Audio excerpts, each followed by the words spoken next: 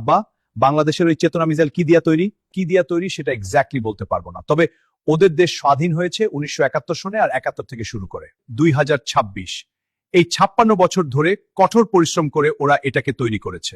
ও আচ্ছা, এই 71-এর চেতনা মিসাইলের বিশেষত্ব কি আব্বা? এটার সবচেয়ে বড় বিশেষত্ব হলো এটাকে পুঁজি করে বাংলাদেশের একটা দল 17 বছর ক্ষমতায় ছিল জোর করে। বাপরে, এটাও কি সম্ভব আব্বা? এই মিসাইল তৈরির ফর্মুলাটা ওদের থেকে কিনে আনা যায় না? এই ব্যাপারে বাংলাদেশের একজনের সাথে অলরেডি কথা হয়েছে আমার। তবে সবচেয়ে মজার বিষয়, এই চেতনা মিসাইল দিয়ে যারা চরমভাবে জমজমাট ব্যবসা করে যাচ্ছিল, ওই দেশের ছাত্র জনতা এবং সচেতন নাগরিক তারা টের পেয়ে বিশাল এক গণভ্যুত্থানের মাধ্যমে তাদেরকে বিতাড়িত করেছে।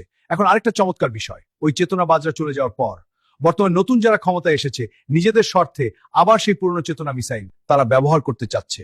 কিন্তু দুঃখের বিষয়, সেই ছাত্র জনতা এখনো সবাই মরে যায়নি। তারা ঘোষণা দিয়েছে প্রয়োজনে তারা আবার মাঠে নামবে। চেতনা বিক্রি করে খাওয়া বাংলাদেশে দেওয়া হবে না।